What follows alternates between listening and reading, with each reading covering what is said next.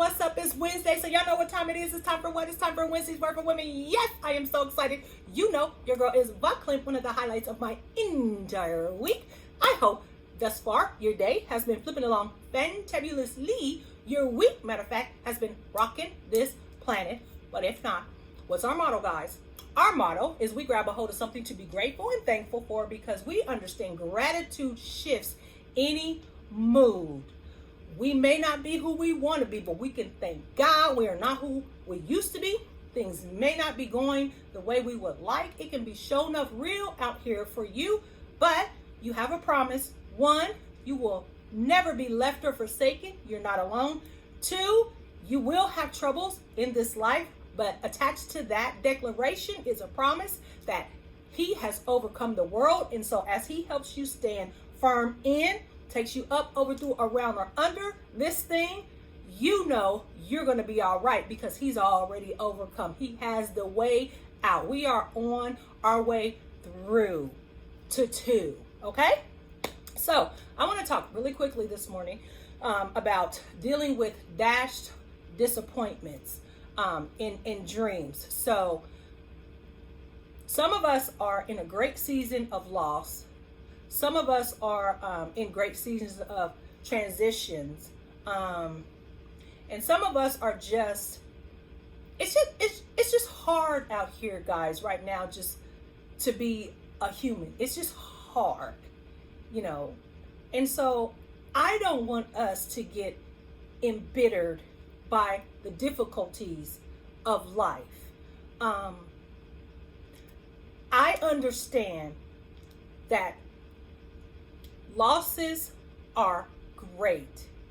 If you have lost a loved one, there is no bringing that person back. Everything that was tied to that person and you is now at an end. The love, the relation and all that is not at the end, but we got to keep it real. That person is no longer here. If you've lost, jobs or relationships and this political climate, like there are some friendships that have been broken. There are some ties that have been broken. There's been deaths, or maybe you found that you are not who you thought you were. And it has been pushed out by these difficulties. And so you are mourning the loss of you, because you thought it was this, but in actuality, it was that. All kind of disappointments. A lot of us, we were starting the year off with all these things that we were going to do. This 2020, the year, clear, perfect vision. We had so much, so many plans. I know I did. I got a witness. So many things that we were going to do. And then this pandemic hit. And it's like we can't even navigate. So plans are put on hold. Some relationships didn't make it through the strain of quarantining, because you found out as you guys had to stop and sit in this thing together that, oh my gosh, I don't know you, you don't know me. This is not a match. This is not who I should be with, or I can't live with this. Our boundaries have got pushed to the limits. The capacity that we need to function in this stuff is just crazy. Like, we are living on 10 day to day. We don't know what's happening. There is racial turmoil. There is injustice. Like, it is just hard right now to be us, to be people, let alone still have to do, if you're a mom, you still got a mom, you're a dad, you still got a dad, you still got to work, you still got to play all the roles that you have to play, even in light of the disappointment and the dashed hopes and dreams in this hard space that we are in right now. Some of us, our lives are flip-flopping and changing, like we have got rocked. Life will never be the same. All of those things, guys, are playing, are taking a heavy toll, and that's compounded upon things previously that we haven't dealt with. So I am going to be in 2 Kings, and there's a little lady that she has a couple of points I just want to real quickly to encourage us with. But I want to start with one of my biggest dashed dreams and disappointment. Many of you know my first husband. He had passed away. Well, when he was declared dead, when they said he's dead, I was like, yeah, right. You know, whatever. I promise you, I wasn't even tripping, because it's like, well, whatever. You know, do you know who I am? I am God's daughter. Watch God go ahead and keep the party going. So I'm really believing this. It didn't even enter into my mind that, no, this dude is really dead. And I was like, well, even if he is dead, do you know who my God is? He can raise it up. Lazarus, come forth. I truly did. I thought he was going to be like, Marvin, come forth. He no longer dead. Like, I was so cool. It was spooky. They was like, this lady is crazy. But it's just like, no, I just knew that God was going to do this for me, right? Because after all, I'm good people. After all, I have walked with this man. I've been on this journey with him, ups, downs, and all that. Surely, you know, I'm a good person. God is going to do this thing for me. I had no doubt in my mind. Because first of all, I didn't ask for this man, and I was asked to stay with this man. And so surely, God will not disappoint me by taking him as we are getting to the other side. So, of course, y'all know that he was dead. He died and all that. But I tell you, I was so disappointed. I was so furious. I was mad at God. I was mad at people that I thought played a part in it. I was just mad at lifestyle. I was mad at culture. I was just so disappointed, because I felt like, why would this happen to me? I'm good people. I love him. I love people. I done stood by his side. I done did the work. I'm out here trying to be a blessing to people, and then life just hits you. And so what happens, guys, is for me and a lot of us, then we get embittered. Then we become people that we don't even want to try for fear of disappointment. We don't even want to do the thing, because why? Why would I do that for my dreams and my hopes and my goals to be just disappointed?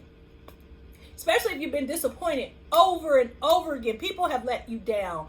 You have given all you had, and people have just walked all over you. People have treated your feelings like they were nothing. They've used you as a doormat. They have played you for a fool time and time again. Every time you hope, every time you give it a try, every time you open your heart, they just dog you out, and they use you. They just keep lying to you. Every time you try to better yourself, you try to bless somebody, you try to be the person that whatever that is needs, people that use you, or they won't acknowledge you, or they use you, or they throw you away. They don't value you, so you become like embittered. I'm not even gonna do this. I'm not even gonna think. I'm not even gonna hope anymore.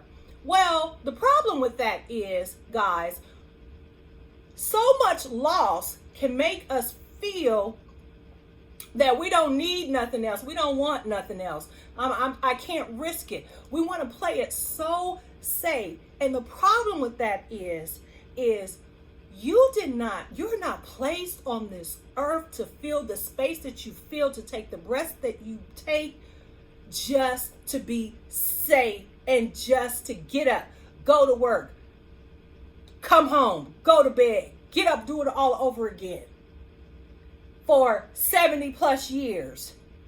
That's not who we should be. Every ending, y'all, point one, every ending is the beginning of something new. Now, it can take a long time. It can take a long time. Don't get that thing twisted, but I promise you, there is another new for you. Now you do the work, you heal, you deal, of course, and however long that takes you. You go to rehab, you do all those things that you need to do, but you just have to know that the ending of a thing is going to push you into a new. The problem is we are refusing the new because we've been disappointed, so disappointed. I tell you guys, my life is so blessed and so rich, and so many great people have came into my life in spite of that loss. And I know because of that loss, some connections wouldn't have even been made. And so my mind got expanded to do things, more things. I get to be involved in more things. My life opened up. Because after that disappointment, y'all, after I did the work of coming up out of the pain and the grief and the disappointment, I found out that I'm a little bit better, that I'm a little bit stronger, that I'm a little bit smarter, that I'm a little bit more flyer. I'm telling you, these disappointments are designed to build us up, not tear us down. And so I'm going to give you the backstory, the context of 2 Kings chapter 4, verses 18 through 37. I'm not going to read it, but I read it all, but I want you to hear the story. So this woman, she was a nice woman, had the bag. She had a boo.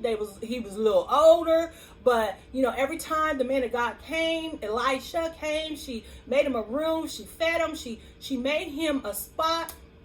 He want to bless her because she's good people.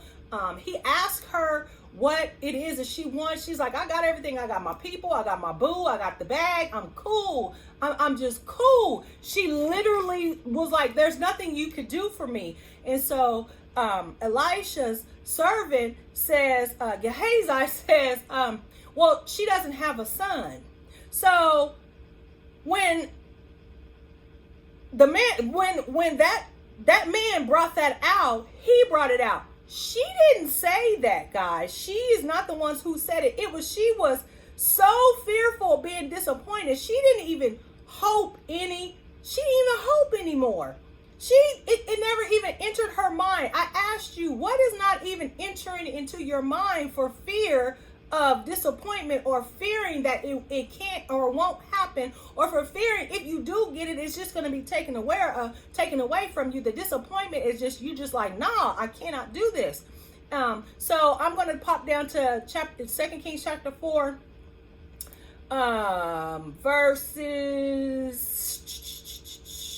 14. And he said, what then is to be done for her? Gehazi answered, well, she has no son, and her husband is old. He said, call her. And when he called her, she stood in the doorway. And he said, at this season, about this time next year, you shall embrace a son. And she said, no, my Lord, O man of God, do not lie to your servant. Y'all, we can get to a place and be so embittered by disappointment. We like, we can't even conceive of better, y'all. What is going on when we cannot even conceive of better? So I'm going to pop on down to verse 27. So she does have the son. Everything is good. The son is out with his pops. He gets his headaches. He drops dead. And so they tell her that her son is dead. And so she takes off to find the man of God. Because remember, she said, don't lie to me. Don't disappoint me, and she has the son. So verse 27, and when she came to the mount to the man of God, she caught hold of his feet, and Gehazi came to push her away. But the man of God said, leave her alone, for she is in bitter distress, and the Lord has hidden it from me and has not told me. Y'all, it is okay to feel your pain, to be mad, to rant, to rage if you have to in a safe place. It's okay to feel them feelings. It's okay to say, this sucks. This is wrong. Why you take him? Why you take her? Why do I got to go through this? Why is that loss affecting me? Why my kids acting like that? Why my family's breaking up? Why this toxicity won't leave me alone? Why this addiction got a hold of me and won't let go? Why this? Why that? Why am I still poor? Why don't I have equal rights yet? Why am I still getting treated like this? It's okay okay, y'all, to feel them feelings. We got to stop acting like we not all right. Ain't nobody out here Superman and Wonder Woman for real, for real. You human, boo-boo, and pain is pain, and pain hurts, and disappointment hurts, and losses we have to grieve. Nobody is exempt from that. And so he says, leave her alone. Let her be embittered. You go through your process. Feel your feelings. Do whatever you got to do. Your grief is going to be exclusive to you. Nobody will grieve like you do, but please, boo-boo, do it. Second thing, we got to go to the right people. Stop going to people that don't have your answer, or stop going to just yes people who just say what you got to hear. You ever been into a restaurant or a store and you got a problem? You like, I don't want no clerk. But my problem is big. I need to go to the manager. Call me your manager, because you can't deal with my problem. Y'all, we got to start going to the right people. We got to start not just going to someone that can't do anything with it and just will spread your business and make it worse. We got to go to the right person, to the source. And first and foremost, you need to let God know, yo, this is not right. Why did you do this? I am mad. Start there and just go down the line. And at the end of the day, the story ends. The man of God that brings the son back, the man of God raises the son from the dead. He lays on the boy and all that, and the child sneezed, and he came back to life. And he says, pick up, your son. I'm telling you, in light of disappointments, y'all, sometimes we will not ever understand the why of a thing. But I need you to understand there is recovery from everything, from every disappointment. And if you will allow it, it will prepare you for the next thing that is going to be for you. It may not be with this person. It may not be in that state. It may not be at that job. It may not be with these people or that thing. But I'm telling you, there is something for you. She got her son back. You gonna get your joy back. You gonna get your peace back. You gonna get your mind back. You gonna get your family back. You gonna get relation back. Even if it looks, the family makeup is different than what you envisioned or what you wanted, God will provide. He did it for me. I have never had so much love. I had never had so much support. And that's even in light of the disappointment of losing the person that I thought was closest to me, that I would do life with, that will be my ride or die forever. But I promise you, your girl out here fine. You hear me? I am just fine, and you can be just fine. It may be cloudy, it may be dark, you may not be able to see the sun, but I promise you there is a lining if you just look, and if you just refuse to let this thing take you, overpower you, overshadow the possibilities of you. You will deal with dashed dreams and disappointment and come out on the other side. Lord Jesus, thank you so much for just being you. No long prayer today, just extra doses of peace, joy, minds that are right, connections, ways for us to handle whatever it is that we need to handle, and give us safe places to deal with our stuff. Help us to verbalize the disappointment we feel, even if we are not comfortable telling you this. Give Spirit of truth in all areas of our life, because it is the truth that sets us free, and we need to be free so that we can enjoy the next thing. And I know you'll do it because you are God, and you do exactly what you say you can do. And since that is true, that we know we are the people that you say we are, and that means we're people that have sure promises that are never low, and that can even do the hard thing because we have sufficient grace, even in our weaknesses when we don't think we can. And the 66 book is a light, a guide, to help us to see our way clear when nobody else is there.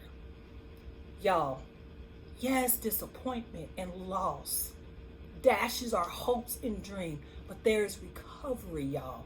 So please don't be that chick that gives up on life, love, and liberty. Don't be that guy that gives up on life, love, and liberty. Be blessed.